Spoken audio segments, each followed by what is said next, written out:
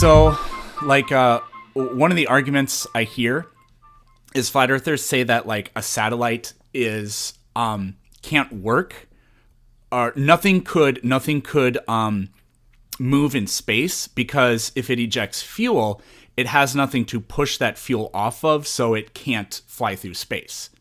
Well, the argument should be that the mass that they're expelling out to fly through space is allegedly weightless.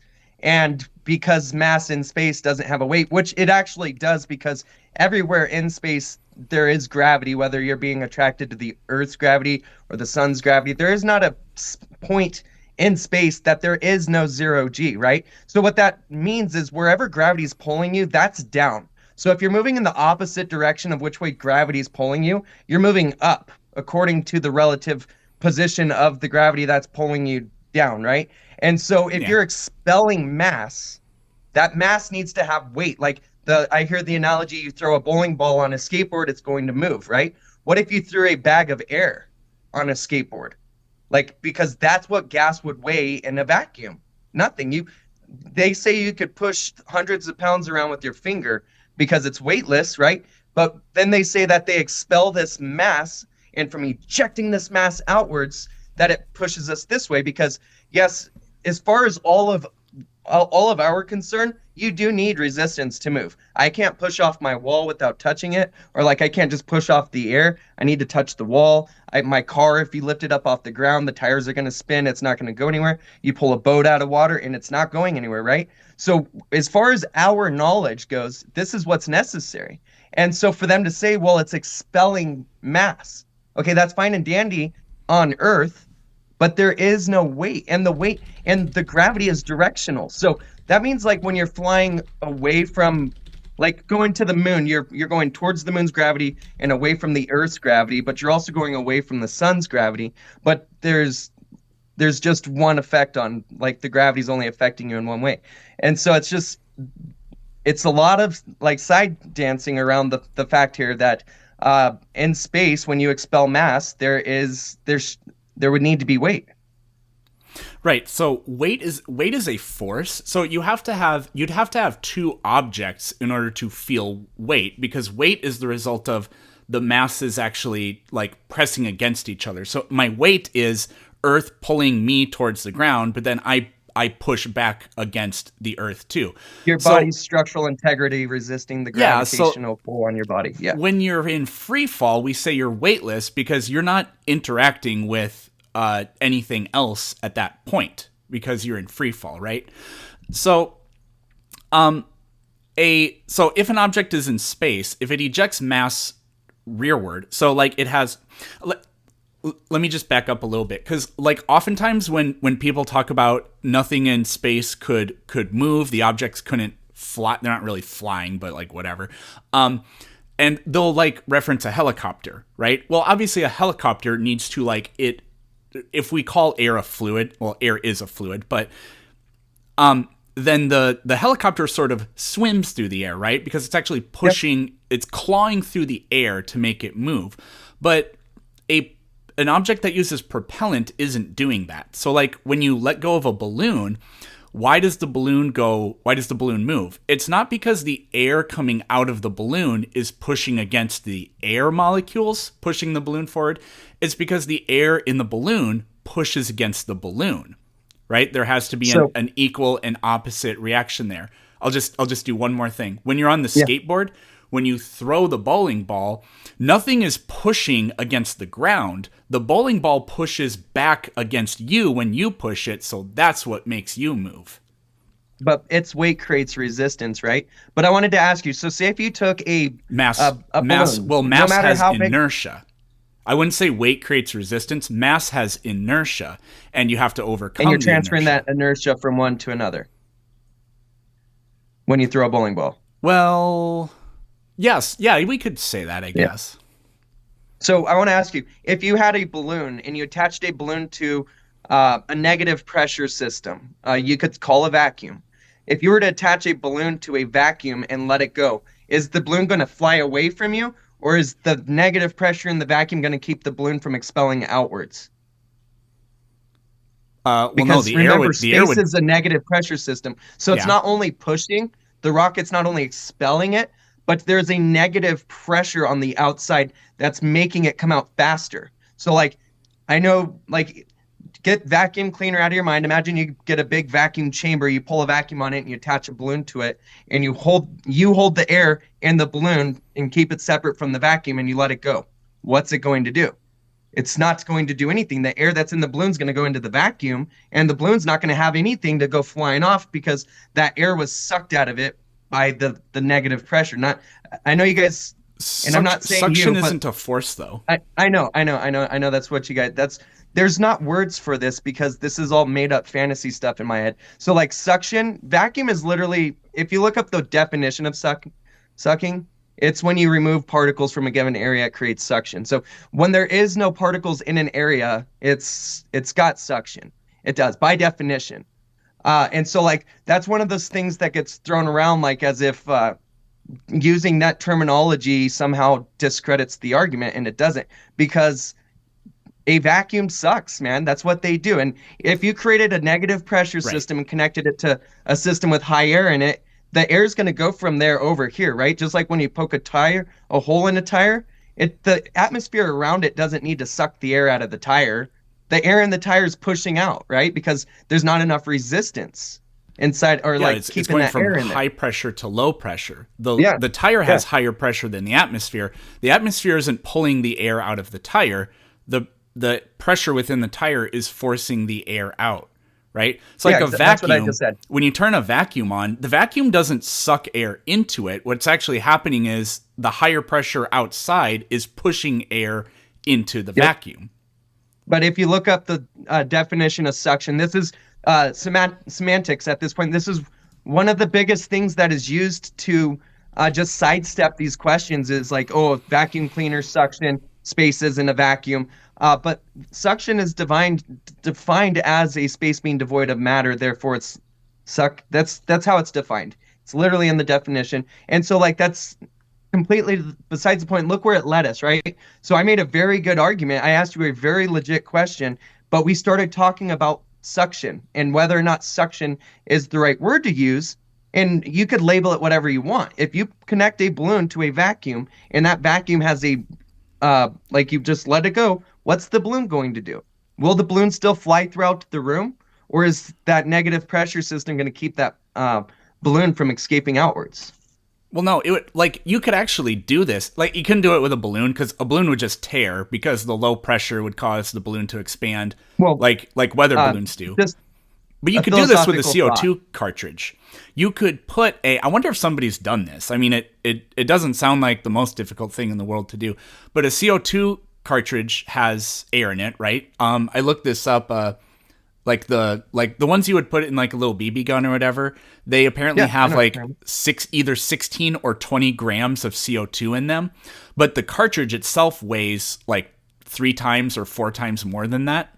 So if you put a CO2 cartridge in a little vacuum chamber and you figured out a way to like puncture it, it definitely moves. And that's because the air inside the canister, as it's ejected outward, it also pushes back against the CO2 cartridge, and that's what makes it move. That's what makes them move even if there is an atmosphere. Like we made those. Did you ever make a CO2 car when you were in school or anything? Oh yeah, definitely. Yeah, so the air inside the cartridge pushes on the cartridge as the pressure within the system forces it out. So that's your equal and opposite reaction. But there's another force, and please let's not get caught up on words here. The suction of space, whatever the negative pressure of space, is also going to be that gas is going to be pulled out as well. It's not only being pushed out from the inside. That would work here on Earth where the pressure inside of it is countered by the atmosphere around it. But when you're in a vacuum, there is none of that. So it's also going to be coming out from that negative. And somebody in the chat said it's 10 to the negative 17. If you guys are going to hang up on semantics, you're never going to be able to follow this conversation. Okay, stop with that. It's a negative pressure in relation to any other pressure. It's negative. The Earth has a positive pressure.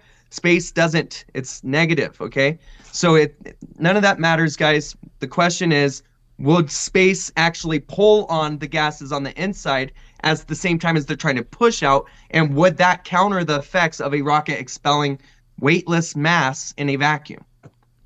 Right. So there's two things we can talk about. I have an actual suction cup here, right? And I'm going to do this. Okay. What is keeping it on my head? The lack of air. There's no molecules in there. So But the only way for it to stay there is for a force to be applied. The Earth's atmosphere is pushing it up against your head because there's no air in there to counter it. Right. So there's low negative pressure inside there, but that negative pressure isn't doing anything. It's not a perfect It's allowing vacuum, for the positive. so it's pushing against, but the reason it stays there is because an external force is applied to it. There isn't an internal force in here pulling it against my head. And so for that same reason, there isn't a empty vacuum of space doesn't have any means of pulling the air out of the canister or whatever. It's only the pressure inside of it that can push the air out of it. Have you ever played with the vacuum chamber? No, I never have. I've seen a lot of people do it, but I never have. Yeah, so if you pull vacuum on a vacuum chamber and you get it all the way down connected, and you were to take that vacuum and stick it to your cheek with like a little hose, it's going to suck your face in. Straight up, it's going to suck your face in. So, like, they're actually dangerous to have valves and stuff that you could touch your skin on as it's pulling vacuum, because it sucks, right? And so and we're talking about a vacuum the size of space, like, they tell us that Earth is so small and insignificant compared to this vacuum that it would be equivalent to saying like a tiny little balloon could exist in a big empty vacuum because of gravity. Like the difference between the vacuum around us and the little bit of air pressure that we have, that would equalize so fast. It wouldn't even make a noise. It'd be over like that because the size difference is so extreme. Well, yeah, except gravity holds the atmosphere down. Well, and see, and that's a begging the question fallacy, because if I were to ask you, can you please provide proof of how a high pressure system can exist with it next to a low pressure without them exchanging any energy? Some people point out a storm, but a storm is the exchange of this energy. That's why winds come and blow. It's because high is moving to low. So you can't really point a system out like that that's not contained already. So like to say the atmosphere is in question. So you can't use what's in question to defend the answer. You have to come up with a secondary answer. But I didn't say anything about the atmosphere. I said gravity pulls down. Well, and what I'm asking is, like, can you provide me one proof that gravity is really gluing the air to the ground? Like if I were to take a vacuum, like if I had a vacuum chamber the size of my room, right? And I put air inside of that vacuum chamber on the bottom in a ball or in a cup or something, and I pulled vacuum, would the inside of the cup still have atmosphere inside of it? Would it be a slight pressure difference from the bottom of the cup up, or is the whole cup going to equalize with the room around it? Because air pressure works by expanding outwards in all directions until it finds its equilibrium. Once the air pressure is equal, then they stop exchanging energy. And this is when your vacuum is equalized to the pressure around you and you could open the door. You cannot open a vacuum chamber's door to save your life unless if the vacuum is shut off and you emptied all of the air out of there. You would never be able to open the door on a vacuum chamber with it under vacuum under any circumstances. You wouldn't be able to drive away with it. It would pull the whole vacuum. Right. So if you put a gas inside of a container, the gas molecules expand until they never stop moving, but they expand until they reach equilibrium, until the pressure is equal everywhere, right? So, sorry, I've been wanting to talk to somebody about this, because understanding air pressure and then thinking about a ball in space, they are completely contradictory. So could you explain, like, okay, so in anything that we could ever measure, air pressure is the bouncing off of the walls of the molecules that are inside of the container. They're interacting with the perpendicular surface. They're hitting it and they're bouncing back. These air molecules often bounce off of each other as well. So the flat Earth model would suggest what's stopping them from expanding outwards would be whatever dome or whatever you want to call it. the globe doesn't have that. So Blitz PhD said it was like throwing a baseball. You throw a baseball up, and sure, you could get it to go up, but gravity is going to bring it back down. Is that what air molecules are doing? Are they going up and then coming back down, and they're just going like a baseball being thrown? Or in your mind, knowing what you know about air pressure, what are the air molecules doing around you? Well, I mean, the atmosphere is incredibly complicated because there are like fronts, and it moves and circulates. So like we can have temperature inversions and all kinds of things. But so the reason I started bringing that up is like you say on the globe model, it's a contradiction. Well, I think gravity can fix that. And we can talk about that in a second. But actually, I wanted to bring up the flat Earth thing because if the Earth is inside of a dome, if then the atmosphere has to be at equal pressure everywhere, but it's not. Like we know that the air gets thinner as you go up. And if it has to equalize in pressure, then the air down here at the ground, which is at much higher pressure than the air only a few miles up, that air needs to be thrusting upwards constantly to equalize the pressure, but it doesn't do that. That completely contradicts the idea of what gases do in actual containers. Gases, the higher you go, the thinner they get. And this would be in any container whatsoever. You get a but that's because of gravity. Propane. You get, well, that's a begging the question fallacy because you're saying gravity is what's doing it. And so you can't invoke gravity to explain this. You have to be able to prove it. So if I have a propane tank, the liquid in the propane tank collects at the bottom, and it's got more pressure down there than it does up top, and it's in a container. But that's a liquid. Like we're talking about you gases. guys can't say that this is only happening because of gravity, because we say buoyancy, density, electrostatics. We say that there is a downward vector that is caused by the electric gradient from the atmosphere around us. The higher you go, the more electrically charged it becomes. We're saying that there is a physical a flow, like a river, that keeps everything down on it, right? And the air molecules move freely throughout this, and they bounce off of each other, and they do end up there. And just like if you were to imagine you put like baseballs in a bucket, and then you put ping pongs in that bucket, and then you put sand. The more dense shit's going to go to the bottom, and it's going to get thinner the further you go up, right? Like baseballs take up more space. You can't fit as many of them in the same area as you can sand. So a bucket full of sand is going to weigh more than a bucket full of baseballs, right? And so the atmosphere is like that. The bottom's more thick. It's got more molecules.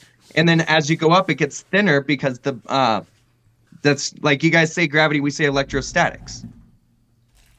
Okay, well, I mean, we could maybe get into that in a little bit, but just...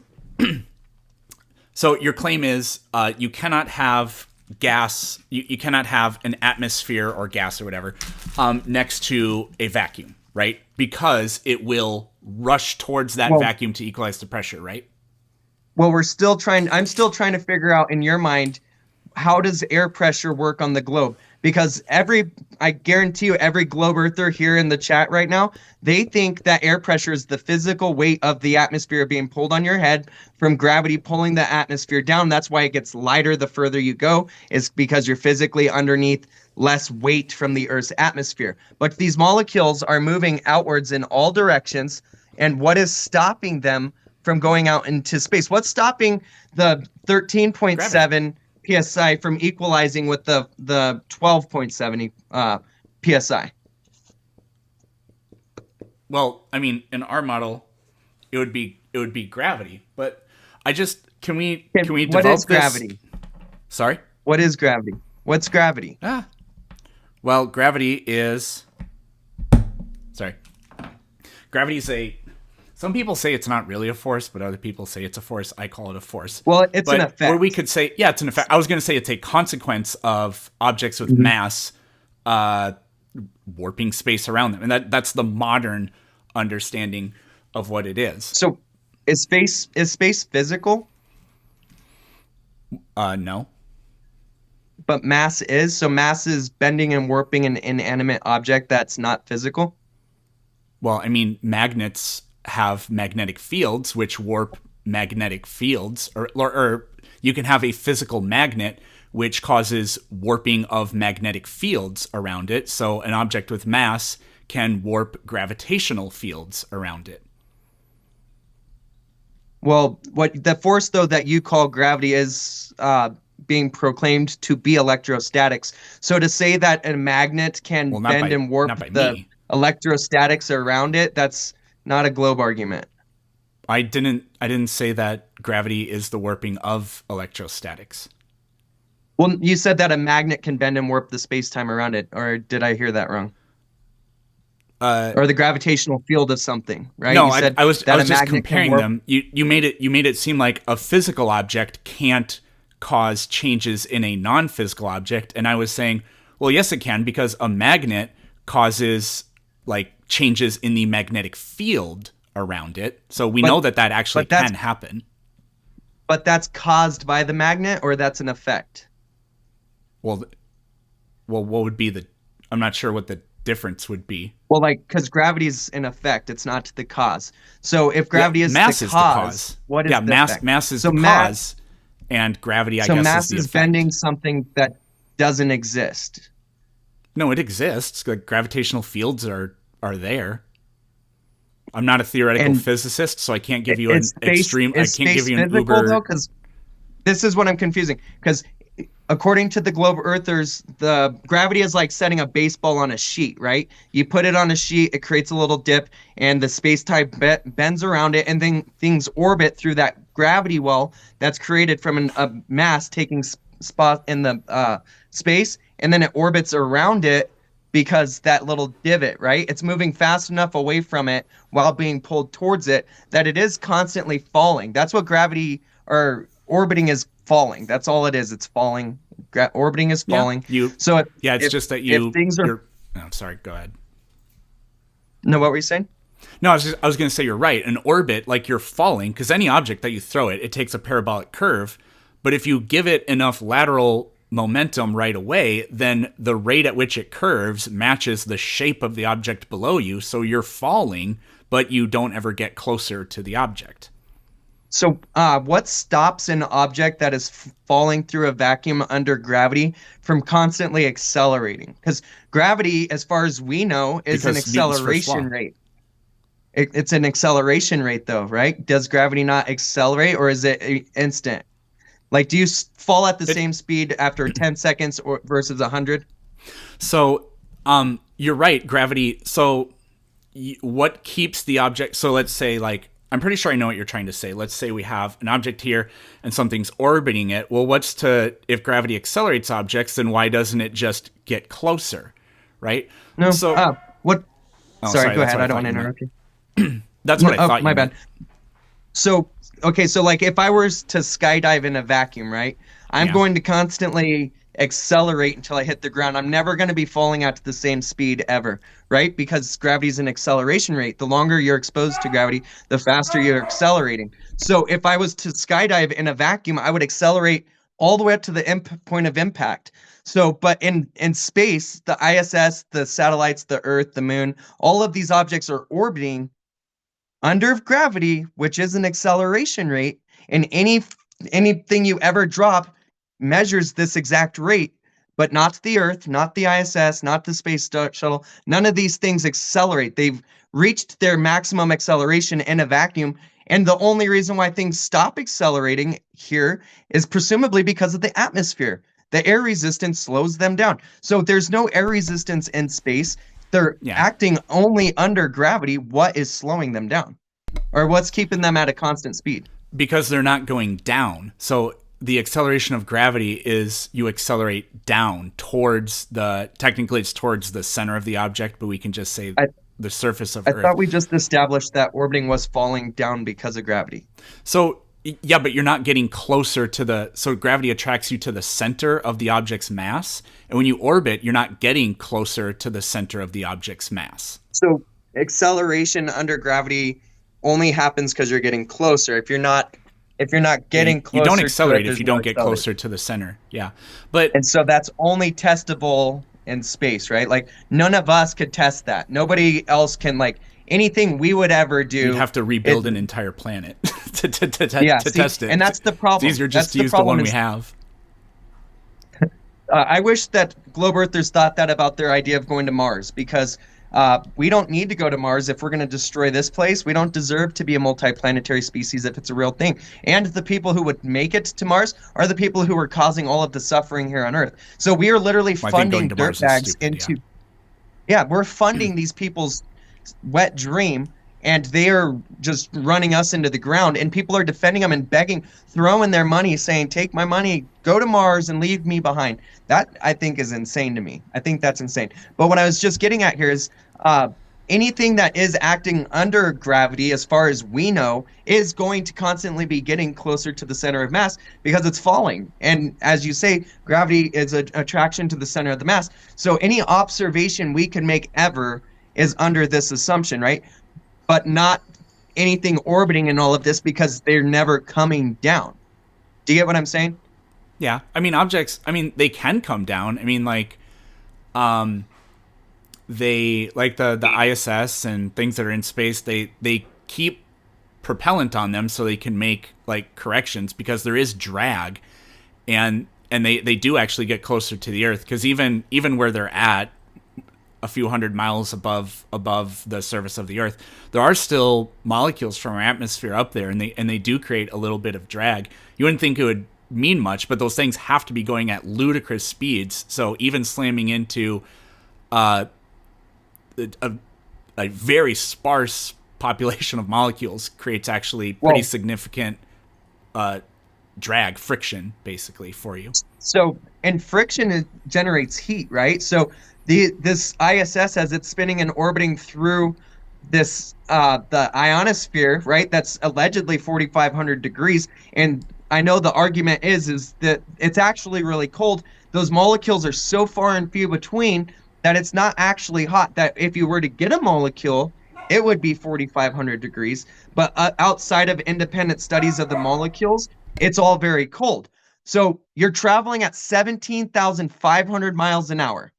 These particles that would be hitting the ISS are coming from the sun. They're traveling towards the Earth at 1,000,000 miles an hour, a little over 1,000,000 miles an hour. These particles are heated to 4,500 degrees. One particle at 4,500 degrees comes in contact with the spacesuit, comes in contact with the rubber hose, comes in contact with aluminum alloy on the outside of the ISS. This would create an immense amount of pressure, an immense amount of heat, and it would burn through it. Because even if you believe that the molecules are just going to stick to it, but they're hot, right? You could take a water jet and cut a house down with a water jet. You know that? Water will cut anything. They're just hydrogen atoms. I mean, they're heated, right? So small. Aren't they heated? Well, the heat really is kind of irrelevant. And see, that's the problem, right? This is why it's really hard for people who actually, and I'm not trying to tag you, please don't get that. Like when you really think about it and you're like, that's not a satisfactory answer. It's just not. And the things that we blindly accept from the globe model is a lot like that. And then there'll be one question about the flat Earth that we will admittedly say, hey, we don't know it. We need to study it. And that one question, if it's not answered to the perfect satisfaction of the globe earthers, they'll deny it. But they'll accept answers that are just so ludicrous and so far out there because they think that there's no way it's a lie. That's why they believe it. So many people are saying it. They think it can't be a lie. And that's just, it's a wrong place to operate from. So, I mean, I'm assuming you've put your hand in the oven when the oven's like 450 degrees, right? I mean, I've pulled stuff out of the oven at 450 degrees. Yeah, and that doesn't harm you. The air at that temperature isn't going to harm you if it's just, you're just putting it in there for a little bit. But I would hope you've never put your hand in boiling water, right? I've accidentally done that at work. Okay, actually like 2 weeks ago. It's not good, right? No. Boiling water is less than half the temperature we were talking about, but it's such a much higher density, right? So and that's why it's so much more dangerous. Now, this isn't exactly the same thing, but like the stuff that's in space, the cosmic rays, I mean, those are individual protons. I mean, they have they're going at incredible speeds. Their temperature is actually you can measure like temperature in a way is kinetic energy, and so they are sort of described by their temperature, which is kind of a weird way to do it. Actually, I would just look at how fast they're moving, but they have such low inertia. It's like, I don't know if you noticed, but like if you shoot a bullet into water, you only need to be like 6 inches under the water, and pretty much no bullet shy of like something like maybe an elephant gun or whatever is going to go farther than those 6 inches because it's really hot and it's coming in contact with cold water and it's boiling and popping. And yes, also it's meeting it's because of the density of the water. Well, it's really it has just a the lot to density do of with the the water. temperature of the bullet too, because bullets come out really hot and they hit that, and there's, like you were saying, the steam and all of that from it is definitely going to slow it down as a propellant. But yeah, you're right. Well, you can't actually, shoot a bullet. You know what's really cool about that? The heat from the bullet would actually help the bullet penetrate farther, because do you know about the Create an air bubble around it? Yeah, the Leidenfrost effect. There are certain shapes that have been designed. They have a name. I think they're called air torpedoes or something like that, where if you drop them in water, they fall really fast because there's a air boundary between them. Between it and there's the no water. resistance from it. I don't even know where we got talking on this. What was the topic that got us into bullets and water? I mean, what I started with was I was trying to talk about does Earth's atmosphere having a pressure gradient make sense if Earth is inside of a dome?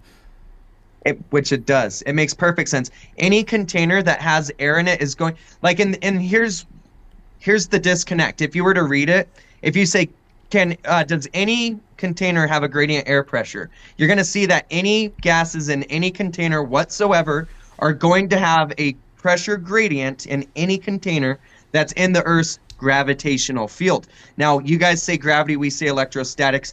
That means that what you're calling gravity, we can say the same thing. We just replace it with electrostatics and say that any container inside of an electrostatic field is going to have a pressure gradient, which is observable, testable, provable, repeatable science. All containers have pressure gradient. It doesn't matter what it is, if it's a balloon or whatever. It's just so minute in small containers that it's almost not measurable. But your room's got a pressure gradient, and if you really, really got a good Pascal and read the fine numbers, you'd see that your room's got a pressure gradient. Any container is going to have a pressure gradient. Okay, so here's my issue with that. So I can describe in my model, I can describe why a pressure gradient would exist. Now, in a small container, you wouldn't be able to notice a pressure gradient. It would have to be a huge container, but that container is just going to have air, and that container is on Earth, so it's interacting with Earth's gravitational field.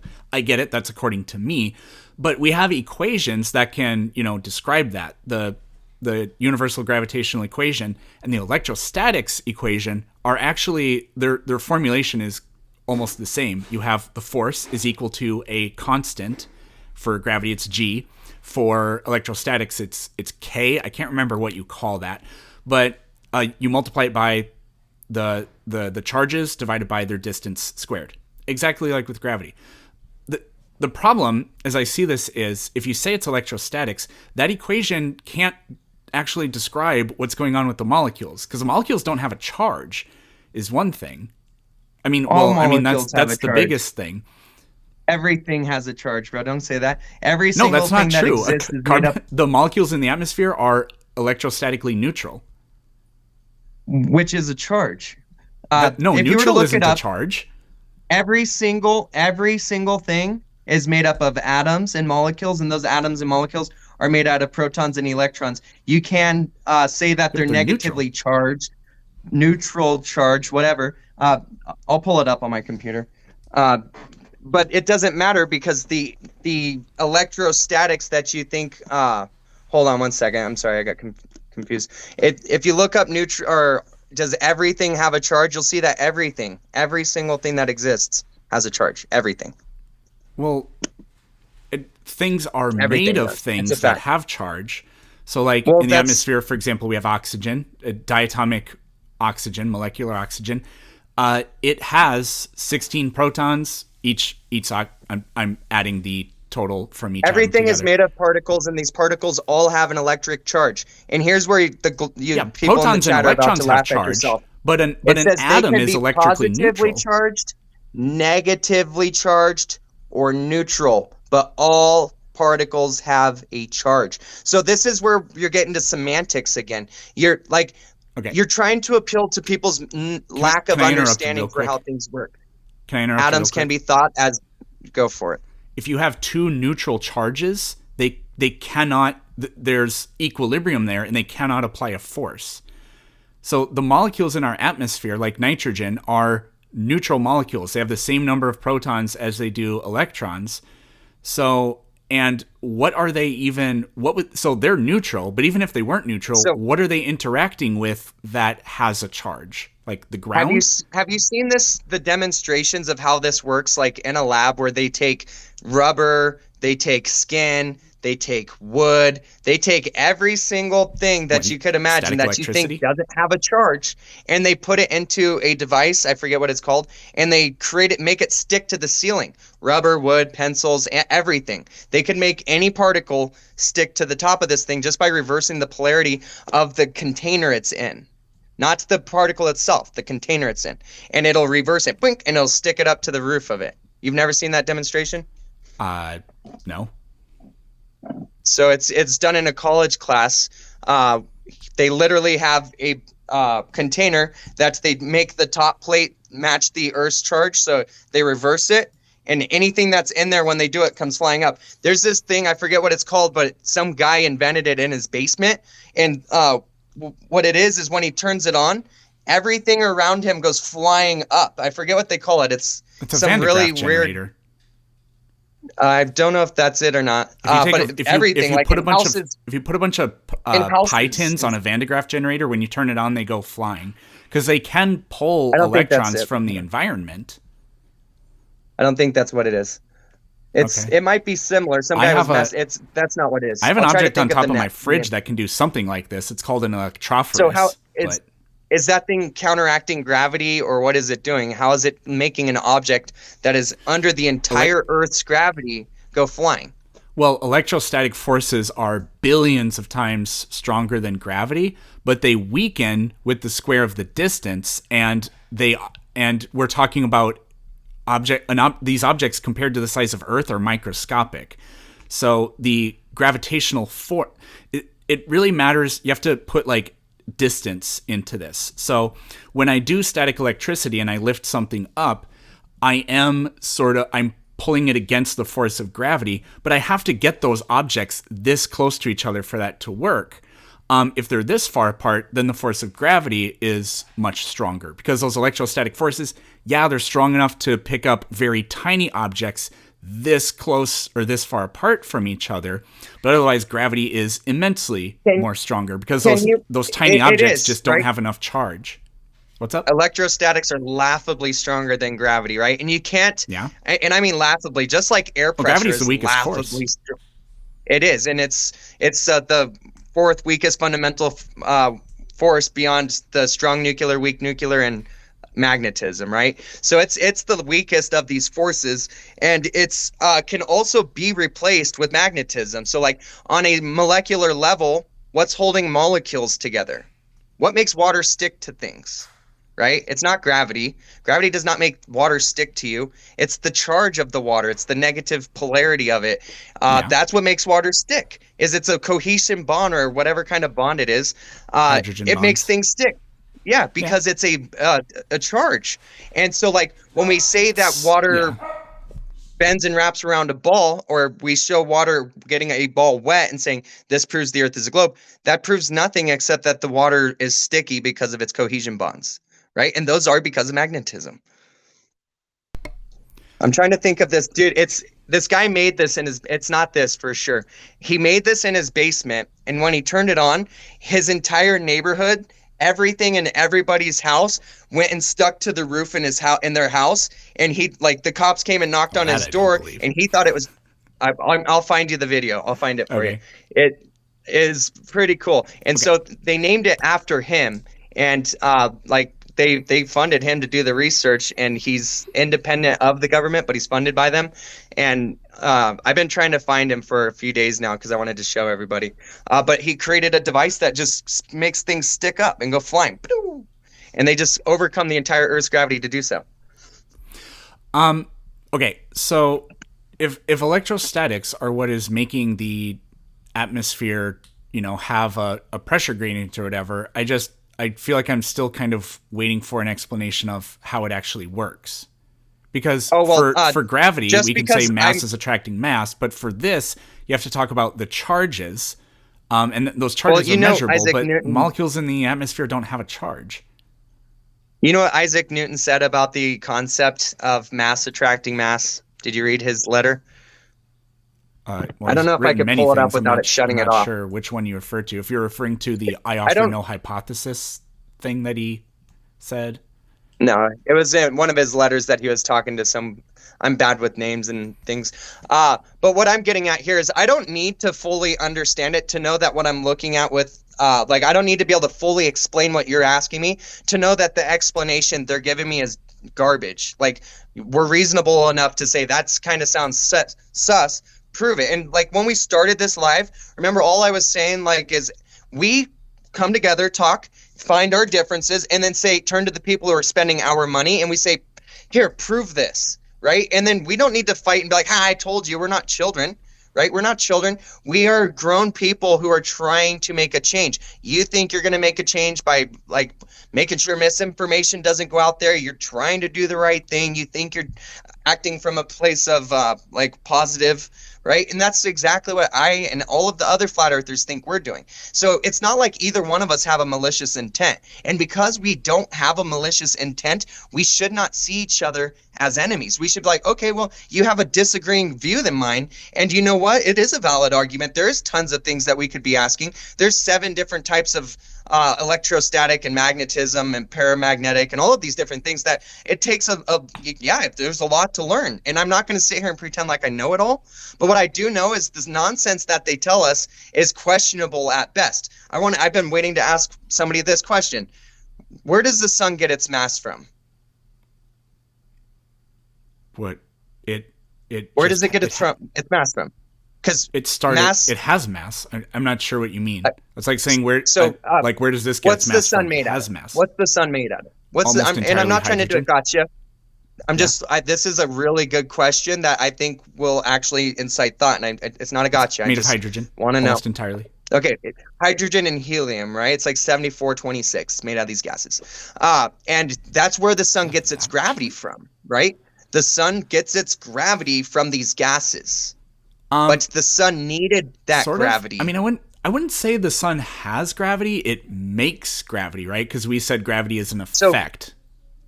So what's making the sun make gravity? Okay, please like I said, I'm not trying to do a gotcha. I'm just asking you, let's just go ahead and talk with me instead of like trying to sidestep. I'm just trying to phrase it in ways that both of us agree on. And we said that gravity is an effect earlier, so I think that's the better way of putting it. Because you can't have gravity. It's not in, we call these like intensive properties, and there are extensive and intensive properties, I guess, but that's not something that an object can really have. It can have mass. Okay, so none of that matters. That's like sidetracking to distract the people, right?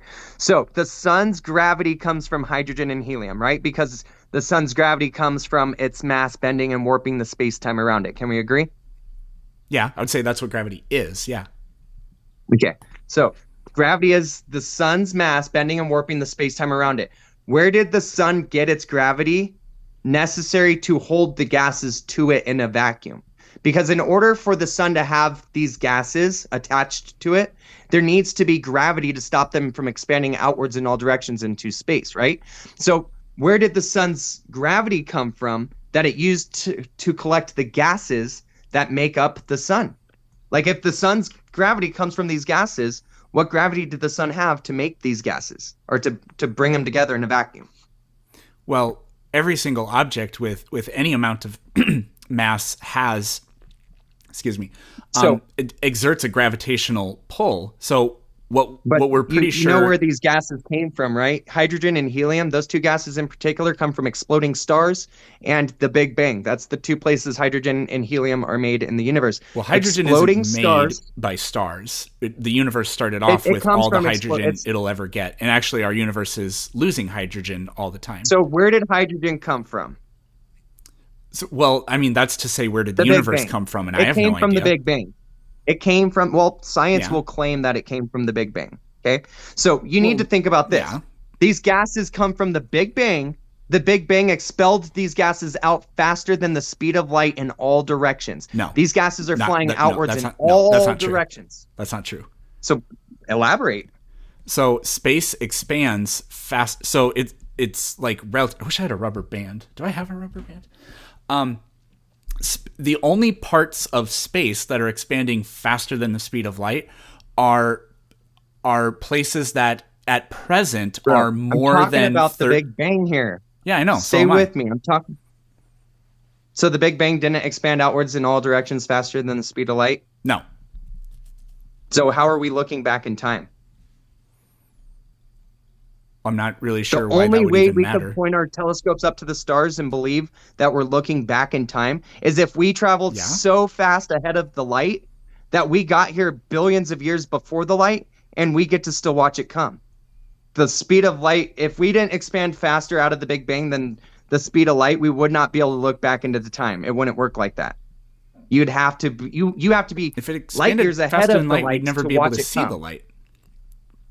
If you were in a car and you had a megaphone, and well, not a car, but let's say like an airplane.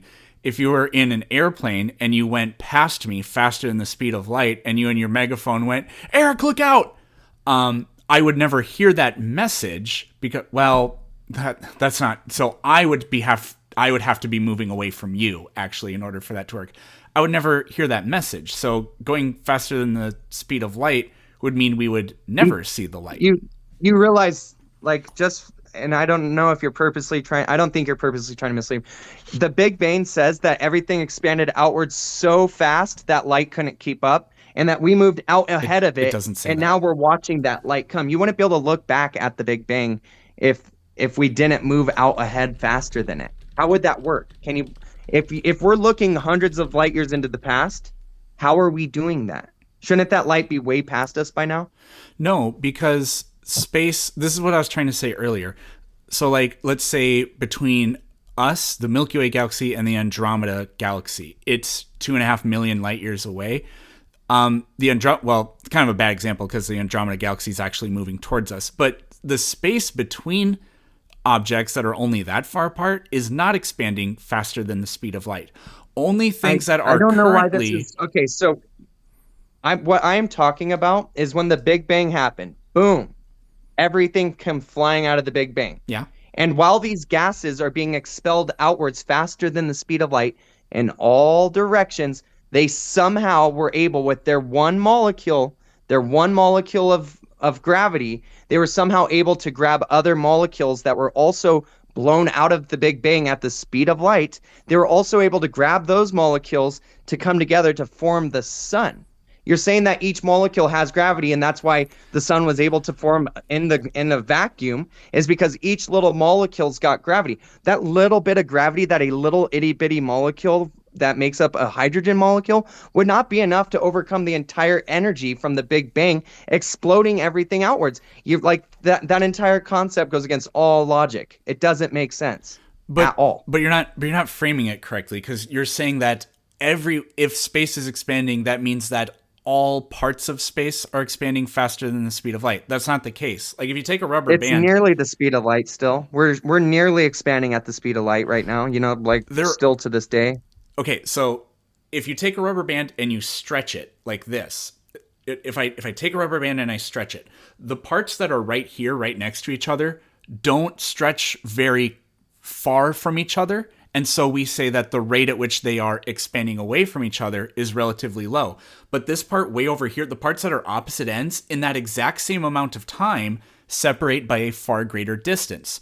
So while the entire rubber band is only being stretched at a uniform rate, like the universe is expanding at a uniform rate, depending on your distance from something, the things farther away from you expand faster away from you. That's Hubble's law, And the that's awesome, and Hubble-Lemaître it makes law. perfect sense, but it has nothing to do with what I'm asking you. No, it does. What I'm because asking the you- stuff that's close, gravity, the expansion between those particles is not faster than the speed of light. It's not even remotely close to 1% the speed of So light. stuff came out of the Big Bang that wasn't traveling fast. These molecules that make up our stars, they weren't traveling very fast. Fast, but not faster than the speed of light. And it took millions Were- of it took tens of millions of years for any of the matter to coalesce into nebulae and then start forming stars. So, like, you know that gases have kinetic energy, right? On their Yeah. own. Okay. Yeah. You Anything? know Yeah. that the Big Bang expelled these gases out, right? And then like the rest of the molecules come from exploding stars and stuff. Like don't I know you know this stuff, right? You got to know that this is where they say that these molecules come from is nuclear fusion within a star that collapsed or it had this and it had that and after it exploded it made this. That's what they're telling us these things came from. Like you know that, right? Yeah. So if let's say we have a star and the star has a certain mass, so its total gravitational potential energy or whatever is some value. If that star explodes, and the star is in space and maybe there's a planet around it, but the planet is so minuscule compared to it that it doesn't matter. If that star explodes and all that mass starts expanding outwards, the mass is still conserved. Some of it is probably converted into energy during the supernova or whatever, but that mass is still conserved. So the total like the gravity well of that object, it's all still there. So as it explodes, the gravity and the mass is still there. So it's going to be able to coalesce whatever's left back together. Maybe some of the particles just do get lost forever. But So no, even an exploding star doesn't, basically like a supernova like that, does not achieve like escape velocity for the total mass of that thing, is kind of a way you could think about it. all right. I think you think I'm asking you something that I'm not. Because can you just walk me through what you believe happened at the Big Bang and what came out of the Big Bang? Did matter come out of the Big Bang like Earth? Did Not Earth, no. just hydrogen come Just out of the Big Bang? hydrogen, Like what is helium, and a little bit of lithium. That's what our that's it. cosmological models That's shows. it. That's Yeah, it. well, Right? that's what the composition of the universe Okay. still is. It's Okay, so that's overwhelmingly it. just hydrogen, a little bit of helium, tiny amount of lithium. And then those gases collected in a vacuum and formed stars, correct? Yeah, and stars undergo nuclear fusion and produce elements. Not all the elements are produced that way. Sometimes they have to go supernova, So, sometimes they have to collide. what do gases do? Like if you were to Well, they do all put kinds gas of in a things. room, I know. So if you were to spray hairspray in my room, is it going to stay condensed or is it going to spread out all over the room? The gases. It spreads out. It does. Okay, so the Big Bang has more energy than a can of hairspray, right? Pretty And this sure, thing yeah. explodes, and all of these molecules come out of the Big Bang in all directions. Independent molecules, or do you think water came out of the Big Bang? Do you think No, liquid hydrogen came out of the Big Bang? no. Well, I mean, in the for a Gas very long came out of the time, Big Bang, matter right? as we understand it Just didn't even gas. exist in the Big Just Bang. gas. That's it. And these little gas molecules that are independent of each other, they were able to collect gravity to bring other gas molecules to each other in If a two molecules are vacuum. this close to each other, they'll attract each other. Yeah. How many molecules could have been that close to each other for them to be close enough for think about what you're saying. If two molecules coming together, cool. Five molecules, cool. Enough to make a sun, not cool. Not happening. There's no What? way that much gas, that much mass was able to be around a single molecule to collect around it to make the sun.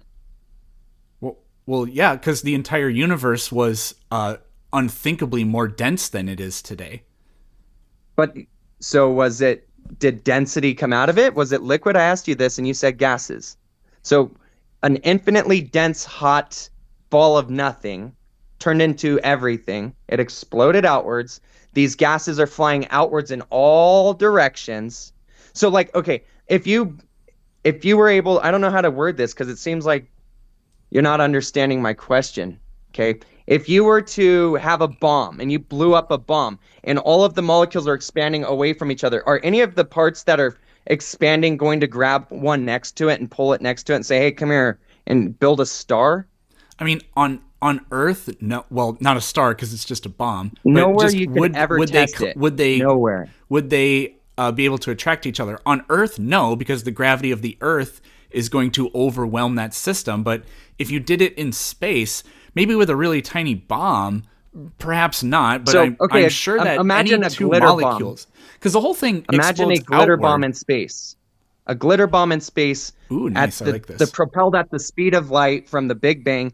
A It's not glitter propelled at bomb the speed goes of off light, and though. glitter goes everywhere. Is that glitter, because glitter is bigger than the molecules, it would have more gravity than the molecules that make up hydrogen. Yeah. Would that glitter, would each little bit of glitter collect and make a planet, sorry, would it make a planet in space? Would you have a planet of glitter somewhere? If, like, think about this logically. At the scale, you're only talking about a few dozen or 100 pieces of glitter clumping together, and No, I'm not. They would do it in. Imagine the Big Bang blew glitter out. You told me to imagine a not glitter hydrogen. bomb, and a glitter bomb isn't that big. Imagine the Big Bang blew out glitter instead of hydrogen. Would we have glitter-sized planets? Or planets made out of glitter? Well, yeah. You think that you could blow up a Big Bang-sized bomb full of glitter in a vacuum, and the glitter that comes out of the vacuum is going to form a planet? Yeah. All you're doing is substituting hydrogen atoms for whatever the hell glitter is made of. The same thing's going to happen. You don't really. So what's going to happen as those glitters expanding? Can you explain, like, what is going to cause the glitter to come together to form a planet? Gravity. But each one has its own gravity, right? Yeah. So they and it's surrounded by all these other ones that have gravity that are moving outwards. The ones going this way are going to form planets over there. The ones going this way are going to form planets over there. So you really think that if you blew up a glitter bomb in space, it would form a glitter planet? Okay, well, see, this is the question I was answering earlier, but then you said, no, it's a Big Bang made of glitter. So are we talking about just a small bomb made of glitter, or a universe's worth of glitter? Replace the Big Bang with a glitter bomb. Okay, well, we already did that, and all of the energy is the same, and everything's flying outwards. And so you think that even though they're expanding, like in an explosion, everything's moving away from each other, right? Because it's being pushed from a focal point. Anything being pushed away from a focal point is going to separate, right? That's how. Can we agree on that? Yeah, but I mean, if you have this. Okay, hold on. No. You're not going to sidetrack the chat because I'm not. Too many people. That's all I was going to do. They don't think. Okay, so. God damn it. See, you already sidetracked me. You're making me where I can't finish my stories. If a glitter bomb goes out, everything expands outwards like this. A bomb pushes everything away from it, right? Anything leaving a focal point, it pushes away from it. It expands outwards in all directions from a Big Bang. Now, you expect me to believe that one molecule had enough gravity to overcome the entire Big Bang's explosion to pull another molecule to it. And then those two molecules, even though everything expanded so fast that, like, within that much, the universe was half the size as it is today, within that fast. And in that much time, when everything's expanding outwards and hauling, and it's flying out at the speed of light, and it's the size of a glitter petal, it's going to grab another glitter petal and pull one from here, and all of a sudden, you're going to see a big ball of glitter in space? Well, yeah. I mean, so, like, we can compare this. Like, the whole thing expands outward, but you have to try to wrap your head around the unimaginable density of this. So as it radiates outward, the density can I the just density get this converted point to empty space. It went from density to nothing, though. So there is no density. It converted. The density got so dense that it inverted to open space. That's the Big Bang. There was no density. There was no gravity before the Big Bang, except for the Big Bang, and then when it inverted, it replaced its density with empty space. That's what happened. I mean, that's a weird way to put it. I mean, that's a way that you could put it because it makes sense. We don't. Well, sort of. I mean, we don't know if the universe was like a literal singularity before it started expanding or not. But I mean, you could say there was effectively no space between particles. I guess you could say that. And then when it began to expand, eventually space between particles began expanding. was expanding. This is where, like, I don't know how to say this to you because before the Big Bang, there was nothing. And Well, then I the don't Big Bang know. happened and there No, was I don't everything. make that claim. Well, if you were to look up the Big Bang, what was before the Big Bang, they don't know, right? The Yeah, there's singularity, no there's answer. no space. Saying there was Space nothing and is time making a came into claim. existence. Space and time came into existence at the Big Bang according to the science. Can we agree with that? I'm sorry, say that again. Space and time came into existence at the moment of the Big Bang, according to science, not you, but according to science. Yeah. Is that or is that not the narrative? That's our best understanding. Yeah. Okay. And then in an instant, we had the size of the space we have today, correct? No. The universe is Well, still expanding, so it couldn't have instantly become the size that it is. was it the size of our solar system instantly? Do you like have you ever watched the documentary on the Big Bang on how fast it grew half of what we are today instantly, and then it's been slowly expanding since then. I've never heard that before. That it Well, yeah, that it expanded I don't in think the that blink of an eye. I don't think that's true. We know that the observable universe today is about 94 billion light years in diameter. So it's been expanding at the It same wasn't rate the it whole wasn't time? it hasn't like if we cut the age of the universe in half, it would have been a little bit less than half that size. I've never Cut heard the that before. universe in So half. So how big in an instant, how much space existed when the Big Bang happened? I have no idea. I've heard people say like in a trillionth of a trillionth of a trillionth of a second it went from the size Thank of you. That's whatever why I to don't. to an apple, which that seems kind That's of why. weird and dumb to me. I don't know what they even mean by that, but That's what. Okay, so what seems weird and dumb to you seems weird and dumb to me, and I'm only presenting the weird, dumb expectations that these people tell us to believe. Right? I'm not. This is not my beliefs. They said within an instant the universe grew like this, and within like 3 milliseconds of an instant, the universe was beyond fathom. It was so big it wasn't even fathomable. Caleb, comment so I could add you as a mod. I haven't seen you on here. I don't know if you're in here.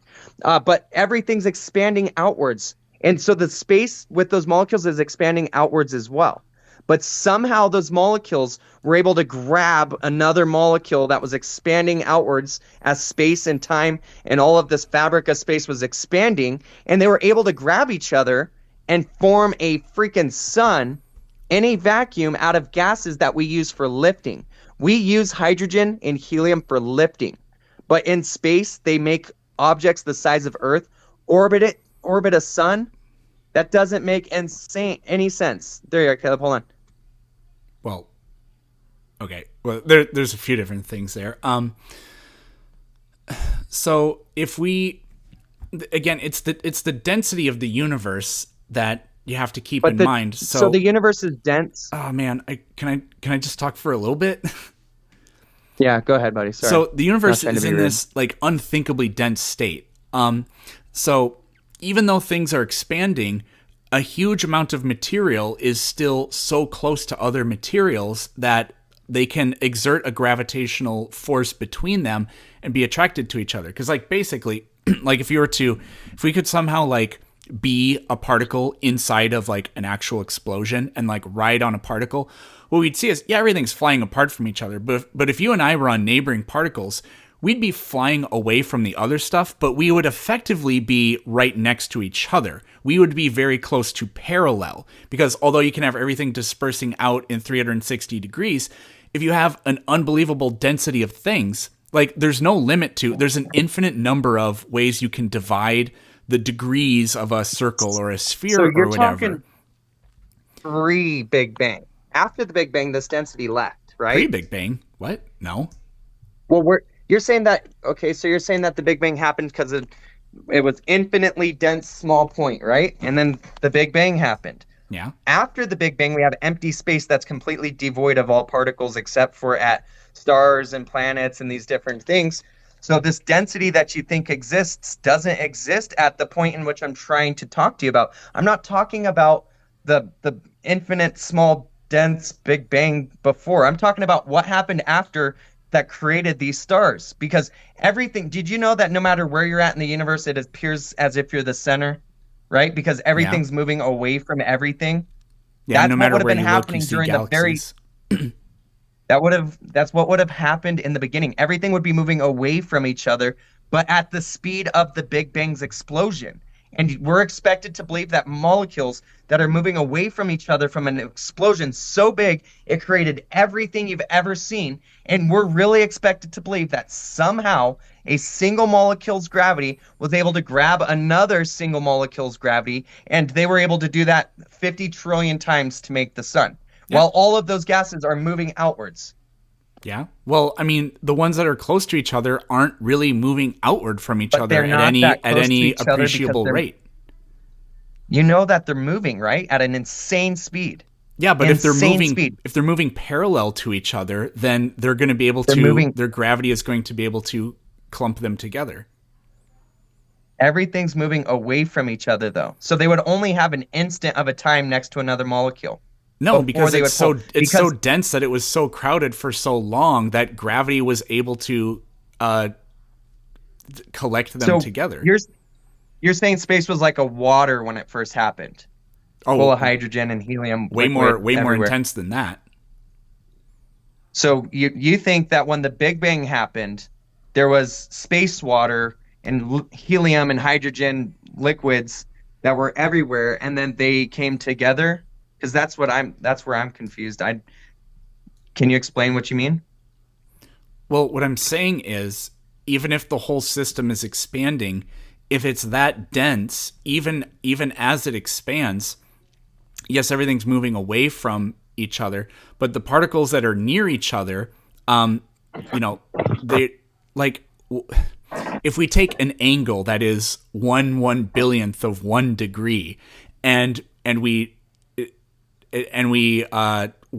travel along that angle for hundreds and hundreds and thousands and millions and billions of miles, the separation between us is, it's going to happen so unbelievably slow, right? So particles that are that close to each other, even though they're expanding really quickly, they stay very close to each other. And because we have such a high density at that point, gravity is going to be able to allow those particles to collect together.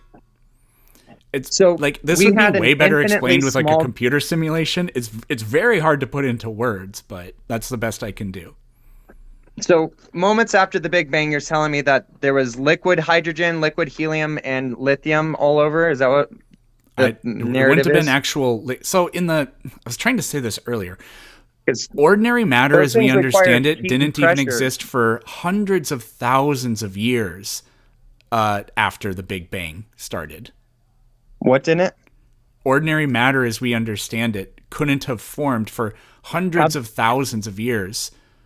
how do they During the test that? How do they? Well, it's like it's in the math basically, but the But isn't cosmic math just an microwave background observation? radiation is what we predicted we would have found based on a Big Bang cosmology model, and we did find that in the 80s. Sorry, I was looking for something real quick. So, can you repeat what you just said? Because I wanted to say something, but I was waiting for you, so I didn't want to interrupt you. So, like, one of the other problems about the way we're talking about this is we're trying to like picture the universe in ordinary terms during the first moments of the Big Bang, and the universe wouldn't have been like that. For like regular matter, it was so crowded and so dense and so energetic that regular matter couldn't even exist for the first several 100,000 years Why of was it the Big Bang energized? expansion. What caused it to be energized? Well, that is to ask what made the Big Bang happen, and I have no idea. But we don't need to But know that to describe what the universe has done since the Big Bang.